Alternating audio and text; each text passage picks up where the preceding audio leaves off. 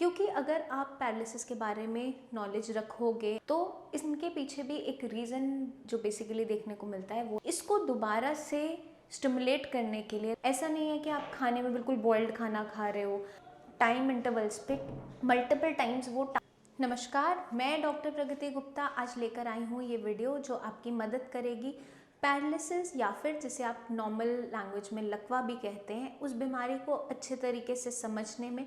क्योंकि अगर आप पैरालिसिस के बारे में नॉलेज रखोगे, आपको पता होगा किस वजह से हो रहा है, कैसे हम इससे बच सकते हैं, तभी आप इसके ट्रीटमेंट को सही तरीके से जान पाओगे।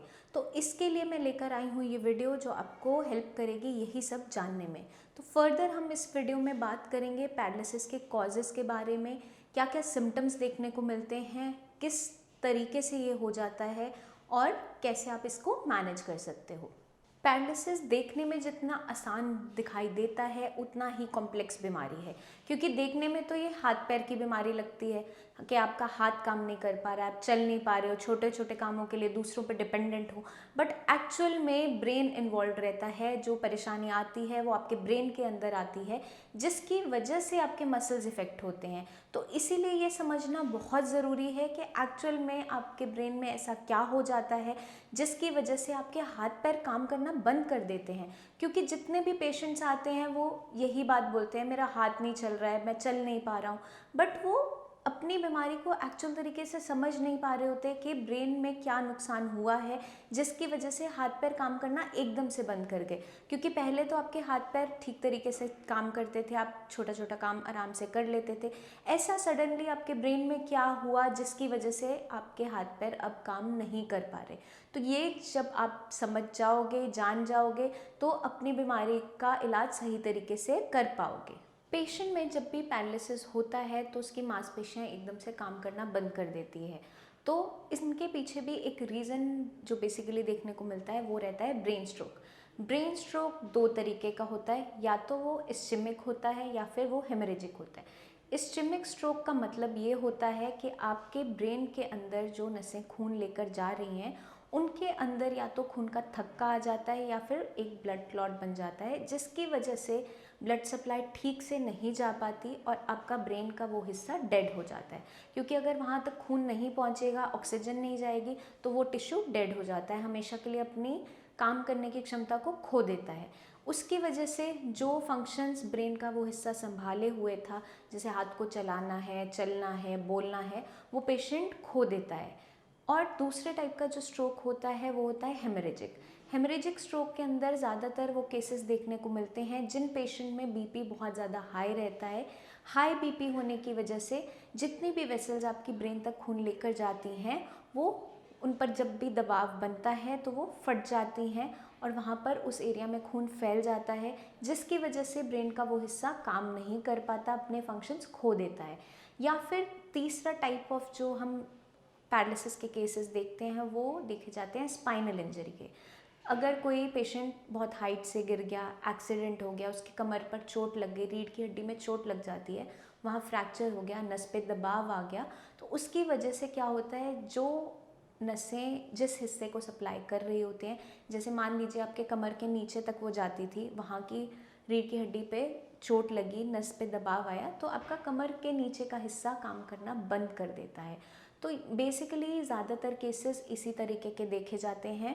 इनकी मैनेजमेंट करना बहुत ज़्यादा इम्पॉर्टेंट हो जाता है, क्योंकि अगर सबसे पहले आप बीमारी को समझ लोगे तो इस बीमारी से निजात पा सकोगे। पैरालिसिस जैसी बीमारी के बारे में अवेयरनेस होना बहुत ज़्यादा ज़रूरी है, क्योंकि मैक्सिमम पेशेंट जितने भी होते हैं उनके माइंड में एक मिथ होता है कि अगर मुझे ये बीमारी एक बार हो गई तो मैं ठीक नहीं हो सकता हूँ, मेरा कुछ नहीं हो सकता है। लेकिन अब आपको घबराने की कोई ज़रूरत नहीं है, क्योंकि साई संजीवनी लेकर आया है आपके लिए ऐसा ट्रीटमेंट जो आपके पैरालिसिस को रिकवर करवाने में हेल्प करेगा, ताकि आप दोबारा से इंडिपेंडेंट हो सको, अपने छोटे छोटे काम दोबारा से खुद से कर सको और एक हैप्पी लाइफ जी सको। क्योंकि जितने भी पैरालिसिस के पेशेंट हम देखते हैं साई संजीवनी में आते हैं, उन्हें अपनी बीमारी के बारे में नॉलेज ही नहीं होती, उन्हें एग्जैक्टली पता ही नहीं होता कि किस वजह से मुझे पैरालिसिस हुआ था और क्यों मैं इतने समय से ठीक नहीं हो पा रहा हूँ। क्योंकि जब भी पेशेंट आता है हम उसकी हिस्ट्री लेते हैं किस रीज़न से हुआ, उसका MRI CT स्कैन की रिपोर्ट देखी जाती है, इन्फार्क्ट आया था या फिर हेमरेज हुआ था, क्या ब्रेन के अंदर ऐसा नुकसान हुआ था, कितने हिस्सों में नुकसान हुआ था, क्योंकि उस पर डिपेंड करता है कि आपकी रिकवरी कितने समय में आएगी और कितने % आ सकती है। तो ये पेशेंट के माइंड में बहुत बड़ा मिथ रहता है कि मैं अब ठीक नहीं होऊंगा और वो डिप्रेशन की तरफ बढ़ता चला जाता है। अक्सर पेशेंट गलती क्या कर रहा होता है, वो कई सालों से ट्रीटमेंट तो ले रहा होता है लेकिन सही ट्रीटमेंट उसे नहीं पता होता है, क्योंकि जितने भी आप अपनी एलोपैथिक मेडिसिन के पर्चे उठाओगे उसमें आपकी या तो बीपी की मेडिसिन होती है, या शुगर कंट्रोल की मेडिसिन है, या कोलेस्ट्रॉल मैनेजमेंट की मेडिसिन दी जाती है, या फिर आपका ब्लड थिनर दिया जाता है। ये मेडिसिन आपकी हेल्प करती हैं फर्दर आपको स्ट्रोक दोबारा से ना हो उसको बचाने में, लेकिन ब्रेन की रिकवरी के लिए कोई भी दवाई नहीं दी जाती। पेशेंट फिजियोथेरेपी कई सालों से करवा रहा होता है, मसल्स के लिए एक्सरसाइज कर रहा है, लेकिन आपको ये समझना ज़रूरी है कि जब आपको स्ट्रोक हुआ था उससे पहले आपके हाथ पैर बिल्कुल सही सलामत थे। अब ऐसा आपके ब्रेन, आपकी बॉडी में क्या हुआ कि एकदम से आपके मसल्स अब काम नहीं कर रहे, क्योंकि अगर आप रूट कॉज को समझ सकोगे तभी आप सही ट्रीटमेंट चूज़ कर सकोगे। जब भी आपको स्ट्रोक होता है, पैरालिसिस होता है, तो सबसे पहले जब आप हॉस्पिटल जाते हो तो क्या किया जाता है, आपका ब्रेन का MRI या CT स्कैन किया जाता है। क्यों किया जाता है? क्योंकि दिक्कत आपके ब्रेन के अंदर होती है जिसकी वजह से मसल्स काम नहीं कर रही। तो यही सही तरीके से आपको जानना ज़रूरी है कि जो पैरालिसिस बीमारी है वो मांसपेशियों की बीमारी नहीं है, वो ब्रेन की एक ऐसी बीमारी है जिसकी वजह से आपकी मांसपेशियां फंक्शनिंग खो देती है। अगर एक बार आप इसको जान लोगे तो आपके लिए बहुत ईजी हो जाता है अपने लकवे को मैनेज करना। जब भी किसी पेशेंट को पैरालिसिस होता है, इनिशियल कुछ टाइम तक, जैसे कि 1-2 महीने तक बॉडी खुद से कोशिश करती है रिकवर करवाने में, लेकिन उसके बाद कुछ समय बाद वो रिकवरी एकदम से रुक जाती है या स्लो डाउन हो जाती है। वहाँ पर साई संजीवनी की मेडिसिन हेल्प करती है आपको दोबारा से आपकी ब्रेन की फंक्शनिंग को स्पीड अप करने में, क्योंकि मेडिसिन जो आपको दी जाती है ब्रेन के लिए वो हेल्प करती है न्यूरोप्लास्टिसिटी क्रिएट करने में। न्यूरोप्लास्टिसिटी चीज़ है क्या, ये समझना ज़रूरी है।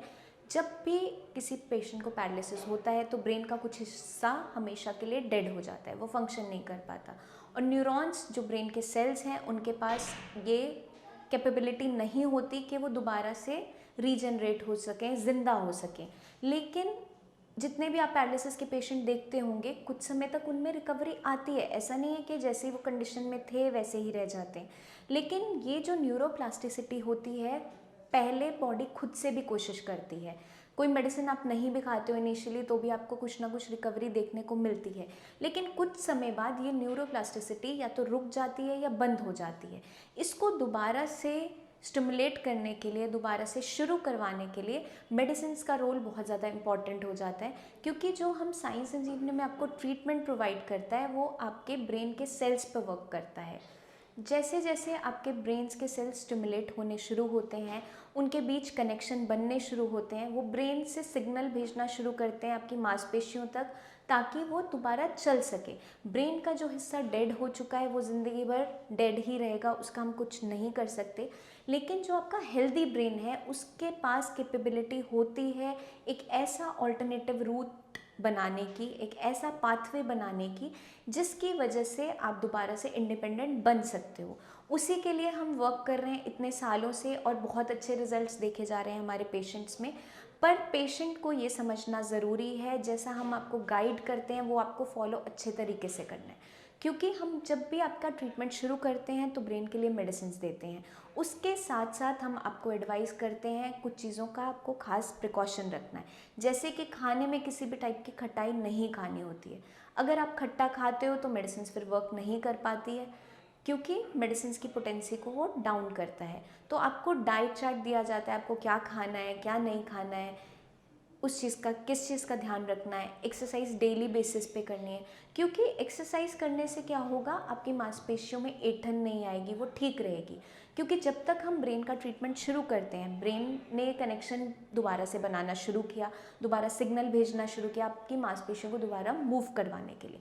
लेकिन अगर आप मांसपेशियों को बिल्कुल मूव नहीं करते हो पहले से, जैसे एक्सरसाइज नहीं करते हो, थोड़ी भी मूवमेंट नहीं करते हो, तो देखा क्या जाता है आपके मांसपेशियों में एकदम से स्टिफनेस आ जाती है, ऐंठन आ जाती है। अगर ब्रेन कोशिश भी करेगा सिग्नल भेजने की तो भी मांसपेशियां हिल नहीं पाएंगी और आप मूवमेंट नहीं कर पाओगे। तो इसलिए हमें दोनों तरीके से वर्क करना है। ब्रेन के लिए मेडिसिन भी दी जाती हैं, साथ में आपको कुछ एक्सरसाइजेस एडवाइस की जाती हैं जो आपको डेली बेसिस पे करनी है। पेशेंट को इनिशियली बहुत ही बेसिक एक्सरसाइजेस बताई जाती है, क्योंकि अगर आपका पाँव ठीक से काम नहीं कर पा रहा है तो आपके लिए सबसे बेस्ट एक्सरसाइज ये होती है कि आपको चलना है। जितना ज़्यादा आप चलोगे उतनी ज़्यादा आपकी मांसपेशियों में ताकत वापस आने लगेगी। कोई पेशेंट अगर बिल्कुल बेड रिडन है, उठ नहीं पाता, तो भी उस पेशेंट को चलाना ज़रूरी है, क्योंकि अगर आप पेशेंट को लिटाए रखोगे उसकी मांसपेशियां सूखना शुरू हो जाएगी। अगर वो खुद से नहीं चल पाता है तो 2 लोग उसे सपोर्ट देकर चलवाएं। पाँव अगर वो ठीक से आगे नहीं ले जा पाता है तो उसको पीछे से हल्का सा पुश दें, जैसे हम छोटे बच्चों को चलाते हैं, पीछे से धक्का देकर। तो इस तरीके से चलाना ज़रूरी है। या अगर आप स्टिक के सहारे चल लेते हो तो साथ में आपको 1 घंटे सैर ज़रूर करनी है। अगर आप बिना स्टिक के भी चल लेते हो, बैलेंस पूरी तरह से नहीं कर पाते हो, तो आराम आराम से आपको सैर करना शुरू करना है। पहले हाफ एन आवर स्टार्ट किया, फिर हाफ एन आवर और ऐड ऑन किया, तो थोड़े दिनों में क्या होगा, आपकी बॉडी में स्टैमिना आना शुरू हो जाएगा। क्योंकि खाने पीने में हमें थोड़ा सा चीज़ों का ध्यान भी रखना है कि प्रोटीन रिच डाइट हमें लेनी है। जैसे आपकी दालें हैं, नॉन वेजिटेरियन जो लोग खाते हैं उसमें फ़िश उनके लिए बहुत अच्छा रोल प्ले करती है, क्योंकि उसके अंदर ओमेगा 3 फैटी एसिड्स होते हैं जो मदद करते हैं आपकी बॉडी में रिकवरी लाने में। तो वो सब आप शुरू कर सकते हो। ऐसा नहीं है कि आप खाने में बिल्कुल बॉइल्ड खाना खा रहे हो। बस आपको ये ध्यान रखना है जिस रीज़न से हुआ है, अगर किसी का हाई बीपी रहता था तो सॉल्ट का इंटेक कम करेंगे। कोलेस्ट्रॉल लेवल ज़्यादा है तो फ्राइड आइटम्स नहीं आपको खानी है, लेकिन प्रोटीन रिच डाइट लेना है, जैसे दालें हैं, दूध है। लेकिन बाकी आपको जो ध्यान रखना है वो है खटाई नहीं आपको बिल्कुल भी लेनी है दवाइयों के साथ। तो इस चीज़ का खास ध्यान रखना है। और लेग के लिए तो आपकी हो गई, आप जितना वॉक करोगे उतनी जल्दी आपकी पाँव की मूवमेंट सुधरती जाएगी। अब कई पेशेंट्स में क्या देखा जाता है, उनका हाथ बिल्कुल स्टिफ हो जाता है, मुट्ठी बिल्कुल बंद है, उंगलियां खुल ही नहीं पाती। उस केस में पेशेंट के हल्के हाथ से मालिश करना बहुत ज़्यादा इंपॉर्टेंट है। अगर उसके हाथ की उंगलियां खुल नहीं पाती तो आपको उसको धीरे से खोलना है, पीछे की तरफ लेके जाना है, और जो ऑयल आपको देंगे हम दवाइयों के साथ उसको लाइट हैंड से सिर्फ अप्लाई करना है, ज़ोर की मालिश नहीं करनी है, ताकि पेशेंट को ऐंठन ना बढ़े। इस चीज़ का खास ध्यान रखना है, क्योंकि आप लाइट हैंड से सिर्फ अप्लाई करोगे अगर ऑयल को तो वो हेल्प करेगा आपकी सर्कुलेशन को ठीक करने में। उसकी वजह से आपकी मांसपेशियों की ऐंठन कम होने लगेगी। ये बहुत बड़ा मिथ है लोगों के माइंड में कि मालिश करने से हमारी ऐंठन बढ़ जाती है। मालिश करने से ऐंठन तब बढ़ती है अगर आप सही तरीके से नहीं करते हो। तो मैं आपको सही तरीका बता रही हूँ, उसी तरीके से आपको करना है। आपको अपने हाथ को बिल्कुल सीधा करवा लेना है, अगर आप नहीं कर पाते हो पीछे की तरफ लेके जाना है, लाइट हैंड से ऑयल को नीचे से कंधे की तरफ अप्लाई करवाना है। वैसा ही सेम पैटर्न में पैर से कमर की तरफ करवाना है। और जहाँ पे आपको ऐंठन ज़्यादा है, पेन है, वहाँ पे आप थोड़ी सी सिकाई ज़रूर कर सकते हो। जैसे आपके शोल्डर के अराउंड है, एल्बो के अराउंड है, कमर पे है, तो बिल्कुल आप वहाँ पर सिकाई कर सकते हो। और हाथ के लिए कुछ एक्सरसाइजेज जो बेसिक आपको करनी ही करनी है, वो चीज़ का आपको ध्यान रखना है। पहले आप बेसिक से शुरू करोगे तब जाके आप जो कॉम्प्लेक्स एक्सरसाइजेज है वो कर सकते हो। तो बेसिकली आपको क्या ध्यान रखना है, अगर आपकी हाथ की उंगलियां नहीं खुलती है तो उसे बार बार खोलने की कोशिश करना है, दूसरे हाथ से सपोर्ट लगा के बंद करवाना है, आपकी एल्बो को सीधा करवाना है, फोल्ड करना है, शोल्डर को ऊपर लेके जाना है, नीचे लेके आना है, रोटेशन है शोल्डर की। ये सारी आप एक्सरसाइजेस आराम से कर सकते हो या फिर किसी की मदद से कर सकते हो। क्योंकि पेशेंट क्या होता है, बहुत समय से फिजियोथेरेपी करवा रहा होता है, फिजियोथेरेपिस्ट आते हैं आपके 1 घंटे एक्सरसाइज करवा के जाते हैं, लेकिन आप जब तक खुद से एफर्ट नहीं लगाओगे, अपनी मांसपेशियों पे खुद से काम नहीं करोगे, तब तक रिकवरी नहीं देखने को मिलती। क्योंकि आपको जो काम करना है उसके लिए ब्रेन को बार बार ट्रेन करना पड़ता है रेपिटेशन से। 1 घंटे एक्सरसाइज करने से कुछ नहीं होता, आपको छोटे छोटे टाइम इंटरवल्स पे मल्टीपल टाइम्स वो टास्क करना होता है, ताकि आपका ब्रेन रेपिटेशन से सीख सके। जैसे हम छोटे बच्चे को कोई भी अगर अल्फ़ाबेट सिखा रहे हैं, लिखना सिखा रहे हैं, तो कई बार उसे सिखाना पड़ता है, तब जाके वो सीखता है। वैसा ही सेम होता है आपके ब्रेन के साथ आफ्टर पैरालिसिस। क्योंकि पैरालिसिस के बाद ब्रेन को दोबारा अब सिखाना है, क्योंकि वो भूल चुका है मैं क्या करता था, कैसे मूवमेंट होती थी, उसको रेपिटेशन से सिखाना है। जितना आप रेपिटेशन करोगे, अगर आपको चलना है तो उसके लिए बार बार चलने की प्रैक्टिस करनी पड़ेगी। हाथ की मूवमेंट्स है तो हाथ की मूवमेंट्स करनी पड़ेगी, रिस्ट की मूवमेंट है, फिंगर की मूवमेंट्स हैं, तो ये सारी एक्सरसाइजेज आपको डेली बेसिस पे करनी ही करनी है। मैं उम्मीद करती हूँ इस वीडियो से आपको मदद मिलेगी अपनी बीमारी को सही तरीके से समझने में और इस बीमारी से हमेशा के लिए छुटकारा पाने में, क्योंकि अब आपके साथ साई संजीवनी है, तो बिल्कुल भी घबराना आपको नहीं है। बस एक छोटा सा काम करना है, हमारे चैनल पे बने रहना है। नीचे दिए हुए नंबर्स पर आप कॉल करके हमसे बात कर सकते हैं, आप हमसे आकर क्लिनिक पे मिल सकते हैं। अगर जो पेशेंट नहीं आ सकते हैं, चल फिर नहीं पाते हैं, उनको भी निराश होने की ज़रूरत नहीं है। आप नीचे दिए हुए नंबर्स पर अपनी एक प्रेजेंट वीडियो बनाकर व्हाट्सएप कर सकते हैं, जिससे हमारे डॉक्टर्स आपकी कंडीशन को जानकर आपका सही ट्रीटमेंट प्लान कर सकते हैं।